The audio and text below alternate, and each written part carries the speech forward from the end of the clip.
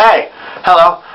Okay, I'm going to quickly tell the story about perspective and how it happened and why it is the way it is, and just in case anybody's interested in how it came to be. Some of you know me, some of you don't, but well, if you're watching this, you know me a little bit. I've been writing songs forever. I'm not going to get into that. Presumably, you know all that already. And this story was already I already told the story a couple times on some interviews, but I like the story, and it helps put a little slant on the record. I actually almost included this on the record itself, underneath the CD. I was going to write this out a little bit, but it got to be, I think I got a little too busy, so I'm just going to tell you now, in case anybody's interested. About a little more than a year ago, I was out for a walk around at night, and I was working on a song idea, because I have a lot of songs, I just have a lot of songs, and I'm always working on something for myself, or something for Kill Records, or something for, I'm always working on something, or just for whatever. I get ideas and I chase them. So I was out working on the song, and for whatever reason it occurred to me that I started thinking about, okay, now I'm going to do this, and I got to do this, and then I got to do that, which led me to this other song I had, and this other song I had, which led me to all the songs that I had. And my brain decided to do a quick tally of all the songs that I've written and what I've done with them. And at this point, other than the Kibble Records covers, I had 2 albums. I had 21 songs of my own out in the world available between Stolen Season and Chasing Magic. And then over here I was like, here's everything else I've done. Oh, I have 45 songs over here that I'm very proud of that no one's ever heard, that I've not finished, I've not gotten in an acceptable version sonically, production-wise, to finish. I've not finished them. I've demoed almost all of them to just get the ideas down, but none of them are really that good. I got really not depressed, but disappointed. I got really disappointed in myself, because I've heard all these songs, and I've been working on them for years, and I just forget that they're in a vacuum. No one's heard them.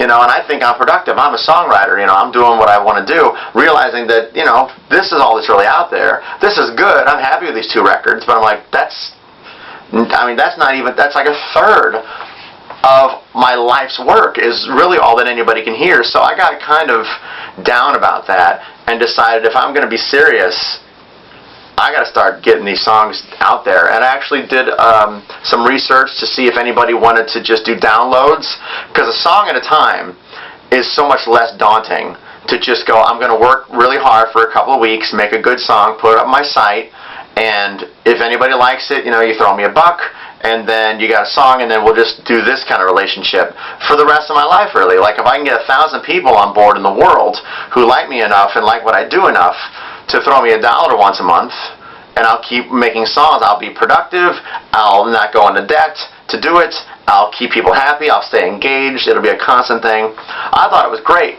until I did research, and 3/4 of the people I talked to were like, I don't buy downloads, I buy records.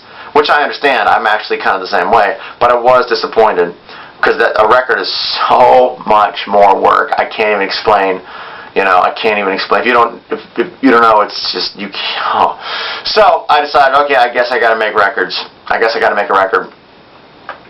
No, because I want to do this. I've put so much time into it already. I still feel that way. So I came into the studio. I made a list. I made a list of my songs, the ones that I liked that no one's heard, and I basically just picked the songs out that needed the least amount of work to get finished. So like The Unknown was basically already done. Little Star, basically already done. I just had to remix it. The Same Mistake had been around forever. Jody's Just Runnin' had been around forever. I didn't record anything new for those songs. There's another one. There's 5 songs I didn't even do any recording. I just remixed them and just kind of cleaned them up a little bit, but they were already done. I just never finished them, And then so I just started pulling out songs that needed the least amount of work, because I need to get this stuff off my back burner. I'm just trying to come on, out in the world, let's go. And I'm just doing it a batch at a time, which I guess is how I'm gonna do it until I change my mind. So that's kind of that's also why perspective kind of has a disjointed. I like it, and I've been very happy with the response. So I think I got lucky, but that's why it isn't incredibly consistent. But I've had songs like Jody's Just Running and The Same Mistake laying around for almost 10 years, because they weren't going to fit on Chasing Magic. They weren't going to fit on anything Kibble's doing. They weren't going to fit anywhere. really. And when you go to, like, I got The Unknown, and I got Cry, and I got Don't Talk to Me, and I got We Don't Know Anything, and I got Little Star, they don't really mix, but I decided that they all come from my head and my heart, and they're all mine. So the common thread is just going to be me, and I'm going to throw it out there, and it's going to be what it's going to be, sink or swim. You know, I mean, Sting and Phil Collins and Richard Marx, they all make somewhat Billy Joel make records that don't necessarily have a very solid through line, other than it's just them doing what they're doing. If you listen to Billy Joel's 52nd Street record, it's all over the place stylistically, but I don't quite even think about it, because to me it's just Billy Joel music. But if you really look at the influences and where it's all coming from, it's not narrow, it's very wide. Perspective isn't that wide, but that was my thought. I'm going to take the songs, put 10 of them together, try to make it flow, put it out in the world. And that's what I did, and that's how it ended up the way that it is. And the response has been great. The most gratifying thing about Perspective has been every single song has been mentioned to me by somebody. So every song, I mean, I've been paying attention. Once 5 songs have been mentioned to me by name, I started to keep a tally, and every song somebody has mentioned to me as I really like that one, and that makes me very happy. That's made me very happy. Rather than like 1 or 2 songs that people just keep saying, oh, I really like that one, and it's the same song over and over again. Like, that's great, but it makes me feel like the other songs weren't, I can't think of the word. I want to say viable, but that's not the right word. But, you know, good. I've had every song on Perspective mentioned to me, and that makes me happy. So I think that it didn't reach a huge audience, but I think the people that have listened to it have actually appreciated it, which is great. I hope we can grow from there.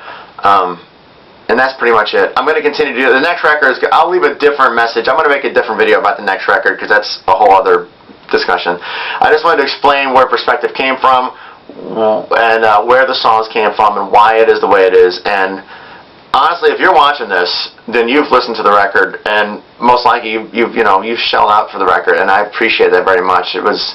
That's a whole other discussion also. I just want to thank you for listening. I just want to thank you for listening, and I'm going to try to keep moving forward, and we'll do some more.